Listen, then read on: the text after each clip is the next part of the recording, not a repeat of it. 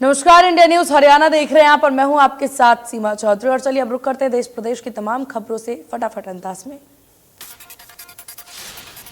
आज वायुसेना दिवस। इंडियन एयरफोर्स के 90 साल पूरे हो गए। इस बार चंडीगढ़ में कार्यक्रम का आयोजन किया जा रहा है। फ्लाई फास्ट परेड में राष्ट्रपति द्रौपदी मुर्मू मुख्य अतिथि होंगी।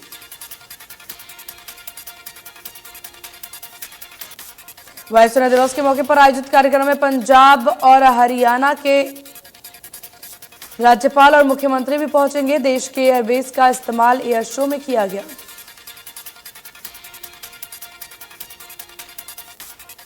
गुजरात में चल रहे 36वें नेशनल गेम्स में हरियाणा का जलवा लगातार बरकरार है। हरियाणा के खिलाड़ी हर साल में मेडल जीत रही हैं। वहीं अब तक गेम्स में हरियाणा 29 स्वर्ण पदक के साथ तालिका में दूसरे स्थान पर। 17 अक्टूबर शाम 7 बजे हरियाणा के खाते में 29 स्वर्ण पदक, 23 रजत और 20 कांस्य पदक। हरियाणा ने तीरंदाजी में 5 में से 4 पदक और जीत लिए हैं और 29 स्वर्ण से भी अपना दूसरा स्थान बना लिया। सेना पदक तालिका में 41 स्वर्ण, 28 रजत और 26 कांस्य से कुल 95 पदक अपने नाम। वहीं महाराष्ट्र 24 स्वर्ण पदक के साथ कुल पदों मामलों में 93 पदक से।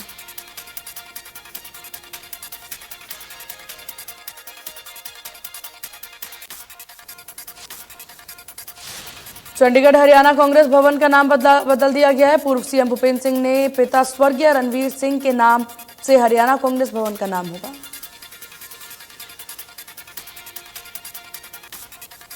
हरियाणा में पंचायत चुनाव की तारीखों का ऐलान कर दिया गया। जिला परिषद और पंचायत समिति के लिए 30 अक्टूबर को चुनाव होंगे। सरपंच और पंच के लिए 2 नवंबर को चुनाव होंगे।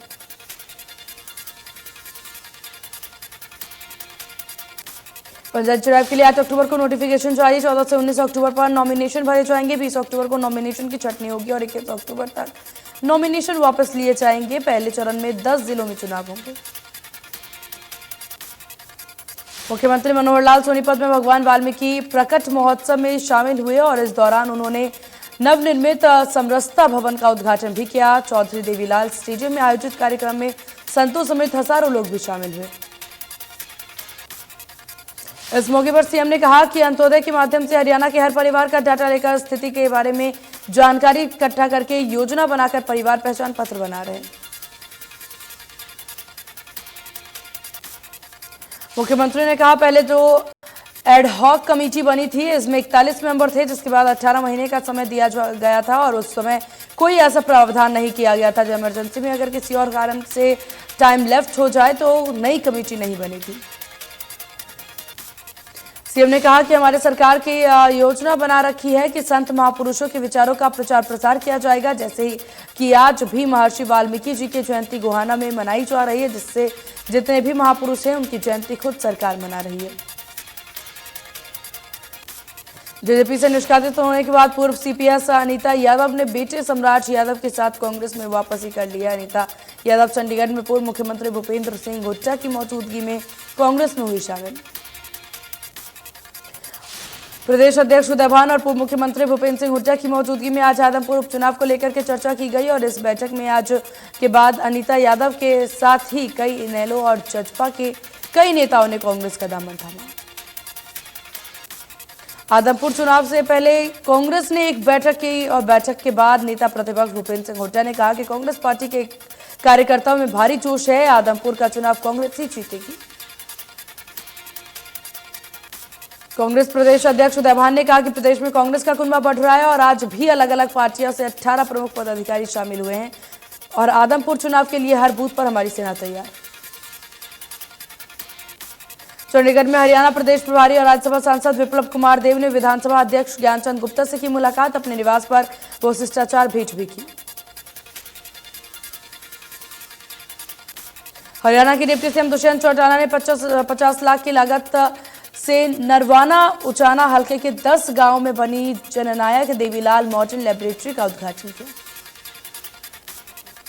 डिप्टी सीएम दुष्यंत चौटाला ने कहा कि लाइब्रेरी बनाने से ग्रामीण हलके के युवाओं की शिक्षा का स्तर ऊंचा होगा। यहां पर बच्चे बैठ करके देश विदेश की जानकारी ले सकेंगे।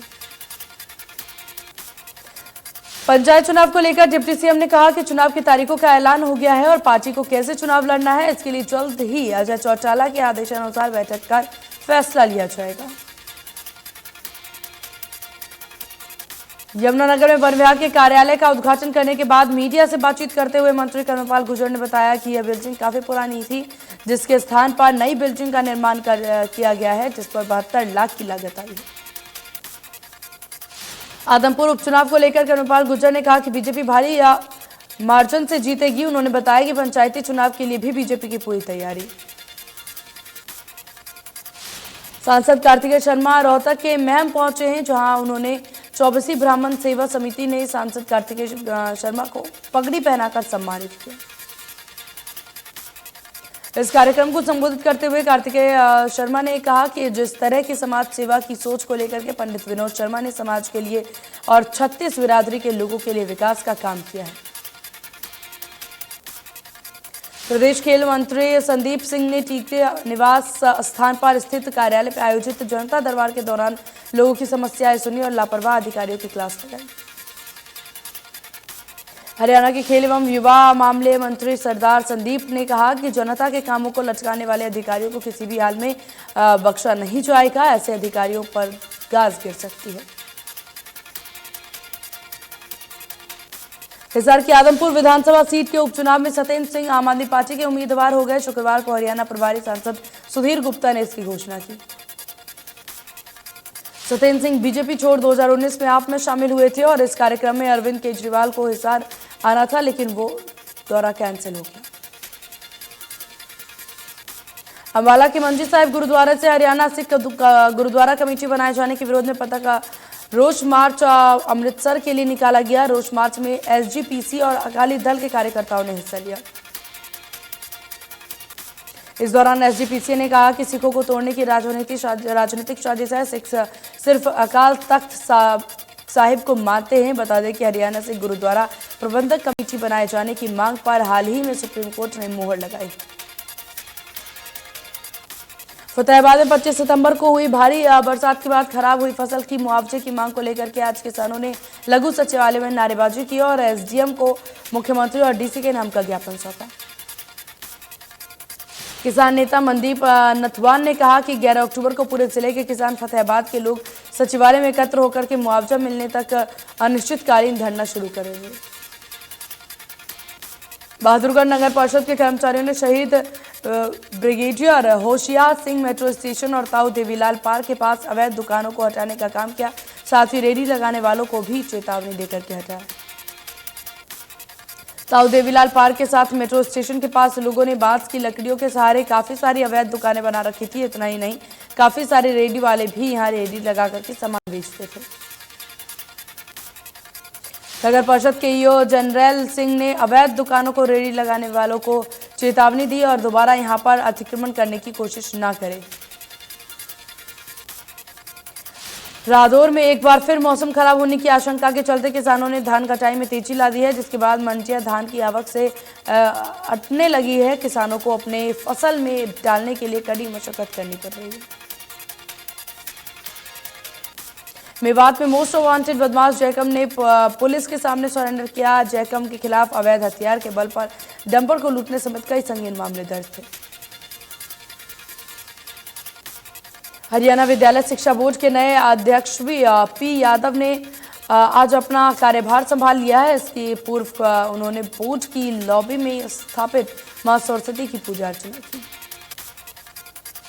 चार्ज संभालते ही वीपी यादव ने कहा कि भारत सरकार नई शिक्षा नीति को पूर्ण रूप लागू करने में मेरी प्राथमिकता होगी। शिक्षा परीक्षा को सुधारवादी कदमों और अधिक गति देते हुए बोर्ड की कार्यप्रणाली को अधिकतम सुदृढ़ किया जाएगा। अंबाला शहर सेक्टर 1 जेल लैंड स्थित एक रेस्टोरेंट में 2 गुटों में झगड़ा हो गया। झगड़े के दौरान कुछ युवक घायल हो गए। पुलिस ने बताया कि अंबाला के जेल लैंड के नजदीक कुछ युवकों का आपस में झगड़ा हो गया था। इसके बाद झगड़ा इतना बढ़ गया कि युवकों में हाथापाई के दौरान कुछ युवक घायल हो गए। घायलों को अस्पताल में भर्ती कराया गया है।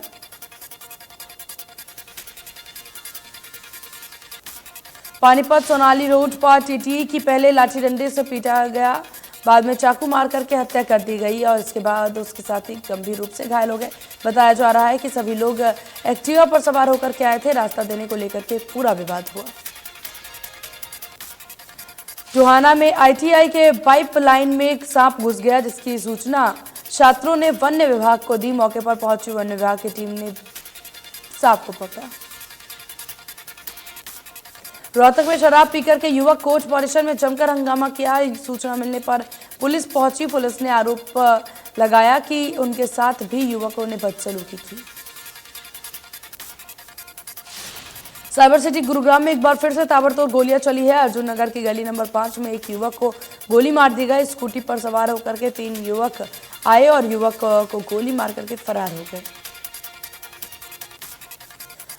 फरीदाबाद में क्यूराजी हॉस्पिटल में 4 सफाई कर्मचारियों की मौत के मामले में सर्व कर्मचारी संघ आगे आए हैं और संघ ने पीड़ितों को न्याय दिलाने के लिए अनिल विज और सीएम मनोहर लाल से गुहार लगाई। सर्व कर्मचारी संघ ने कहा कि क्यूराजी अस्पताल में 4 सफाई कर्मचारियों की मौत मामले में मृतक के परिवार को 50 लाख मुआवजा और परिवार के से एक व्यक्ति को सरकारी नौकरी दी जाए। फरीदाबाद में क्यूआरजी अस्पताल हादसे में अस्पताल प्रबंधन पर एक और बड़ा आरोप। मुआवजे के नाम पर मामले को दबाने की कोशिश का आरोप लगा है। साथ ही पीड़ित परिवार पर दबाव बनाने का भी आरोप। पंचायत चुनाव लंबे समय से इंतजार कर रहे लोगों में चुनाव की घोषणा होने की लेकर के काफी खुशी। हरियाणा में पंचायत चुनाव की ओर हरी झंडी मिलने पर नू के लोगों में उत्साह। एसीएस विनीत गर्ग ने अधिकारियों के साथ फतेहाबाद के अनाज मंडी और खरीद केंद्र का दौरा किया। उन्होंने मंडी के प्रबंधों की समीक्षा कर सफाई व्यवस्था को मजबूत करने का आदेश दिया।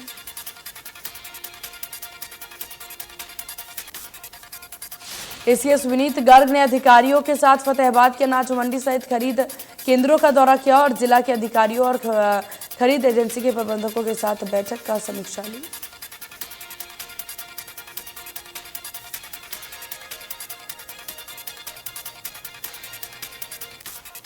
करनाल प्रशासन द्वारा कृषि विभाग के सहयोग से जिला करनाल के जुडला क्षेत्र में किसानों को फसल अवशेष प्रबंधन के बारे में जानकारी मिली।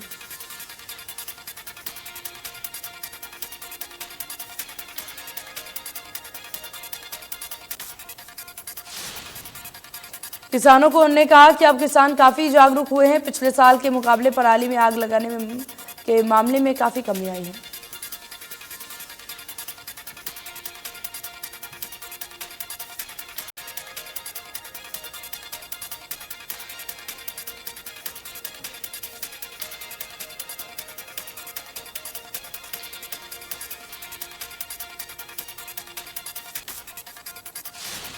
सिरसा पुलिस ने नशा तस्करों के खिलाफ शिकंजा कसा। पुलिस ने अब तक 1141 नशा तस्करों को गिरफ्तार किया।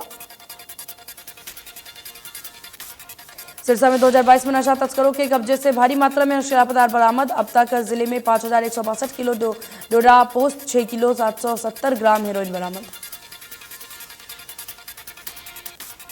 समाजसेवी और गौ सेवकों ने गायों की अच्छी तरह देखभाल न होने को लेकर के प्रशासन के खिलाफ पिछले काफी समय से धरना और प्रदर्शन किया, लेकिन फिर भी प्रशासन की ओर से कोई ध्यान नहीं दिया जा रहा। गौ सेवकों और समाजसेवियों ने प्रशासन को चेतावनी दी कि जल्द ही इनकी उचित देखभाल की जाए, नहीं तो बड़ा आंदोलन किया जाएगा। करनाल के सदर बाजार इलाके में एक कोचिंग सेंटर में रखे गए पटाखों के अवैध स्टॉक में आग लग गई। त्योहारी सीजन को देखते हुए सीएम फ्लाइंग और स्वास्थ्य विभाग के अलर्ट मोड पर आज दोनों विभागों ने संयुक्त रूप से फरीदाबाद में एक घर और दुकान पर छापेमारी की और वहां से सैंपल लिए। स्वास्थ्य विभाग के अधिकारी के मुताबिक सूचना मिली थी कि एक घर के अंदर बड़ी मात्रा में ढोकला बनाया जा रहा है जिसे बाजार में सप्लाई किया जाता है। विद्युत विभाग की लापरवाही के चलते गांव रायपुर में एक युवक की हाईटेंशन की तरह तार की चपेट में आने से दर्दनाक मौत, जिसके बाद गांव रायपुर के लोगों में विद्युत विभाग के खिलाफ काफी रोष। मामले में पुलिस ने परिजनों के बयान पर सोहाना विद्युत विभाग के एसडीओ सहित तमाम कर्मचारियों पर मामला दर्ज कर लिया है। फतेहाबाद के भट्ट इलाके में मिठाई के गोदाम पर सीएम फ्लाइंग और फूड इंस्पेक्टर ने छापेमारी कर फफूंदी लगा मावा भारी मात्रा में बरामद किया। टीम ने कई प्रकार की मिठाई के सैंपल लिए और फफूंदी लगे मिठाइयों को नष्ट किया।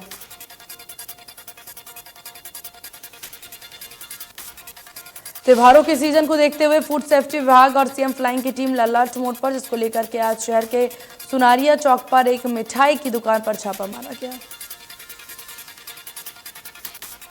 छापेमारी के बाद टीम ने पनीर और रसगुल्ले के सैंपल लिए। दुकान में 175 किलो पनीर और 750 किलो रसगुल्ले रखे हुए थे।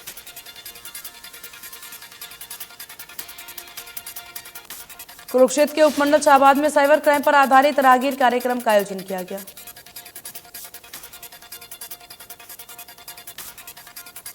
एएसपी गोयल ने बताया कि जिस तरह से आज के समय में ऑनलाइन लेन देन चल रहा है, उसी प्रकार साइबर अपराधी भी नए नए तरीके अपनाकर ठगी कर रहे हैं। पलवल जिले में बाइक पर सवार होकर के मोबाइल लूटने वाले शातिर आरोपी को सीआईए पुलिस ने किया गिरफ्तार। गिरफ्तार आरोपी पहले भी कई लोगों से लूट की वारदात को दे चुका है अंजाम। सीआईए इंचार्ज विश्व गौरव ने बताया कि पुलिस ने आरोपी को कोर्ट में पेश कर रिमांड पर ले लिया है और आरोपी से पूछताछ में कई बड़े वारदात का खुलासा संभव हो सकता है। कुरुक्षेत्र पुलिस ने शाहबाद के पेट्रोल पंप पर लूट करने के 3 आरोपी को किया गिरफ्तार। पूछताछ के बाद पुलिस ने खुलासा किया कि लूट की वारदात को अंजाम देने का मास्टरमाइंड सेल्समैन ही है।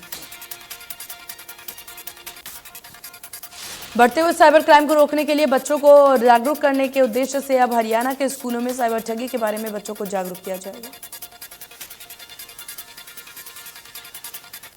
इसके लिए स्कूल शिक्षा परियोजना ने प्रदेश भर के स्कूलों में पत्र लिखा और साथ ही कहा कि महीने के आधार पर बुधवार को साइबर के बारे में जानकारी मिलेगी।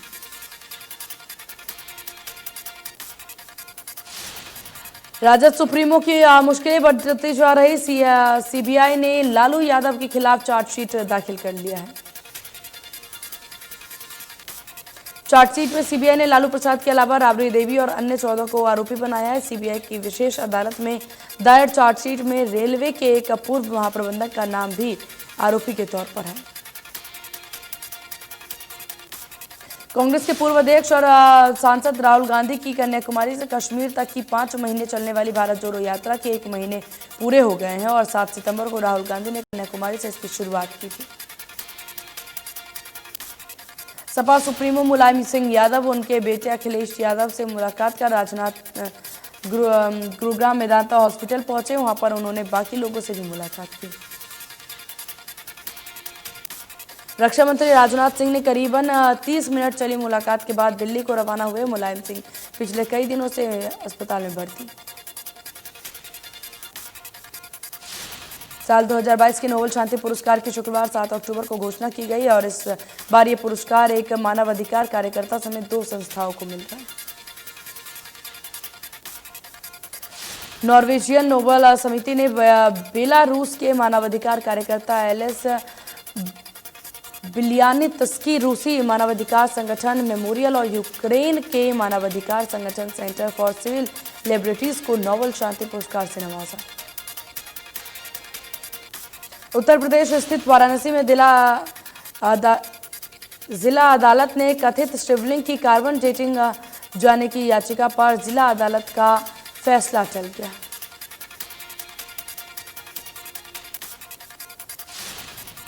वकील विष्णु जैन ने कहा कि कार्बन डेटिंग का कोई दावा नहीं किया गया है, बल्कि एक अनुरोध है कि वैज्ञानिक जांच की जाए। महाराष्ट्र के सीएम एकनाथ शिंदे के गुट ने शिवसेना के धनुष और तीर के चुनाव चिन्ह के दावे पर चुनाव आयोग ने उद्धव ठाकरे के गुट से शनिवार दोपहर 2 बजे तक जवाब देने को कहा। चुनाव आयोग ने पहले दोनों गुटों से 7 अक्टूबर तक अपनी बात रखने और लिखित बयान देने के लिए कहा है, ताकि मामले की सुनवाई शुरू की जा सके। ट्रेन वंदे भारत फिर से मवेशी से टकरा गई। ये 2 दिनों में दूसरी घटना है।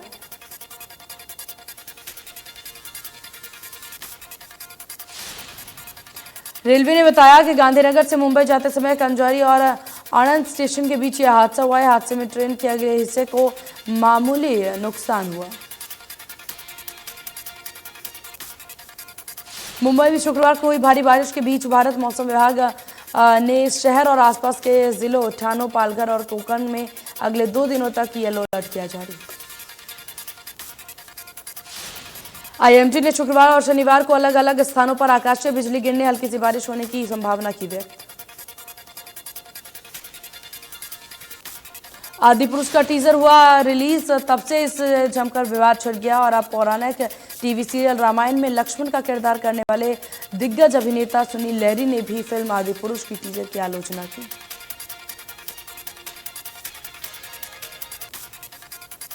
प्रदीप पांडे, चिंटू और काजल राघवानी स्टारर फिल्म चलते चलते का शानदार ट्रेलर रिलीज हो गया है। फिल्म एक फास्ट फॉरवर्ड हो चुकी है, लाइफ की एक लव स्टोरी है और इस फिल्म का ट्रेलर फिल्म मची भोजपुरी के ऑफिशियल यूट्यूब चैनल से रिलीज हुआ।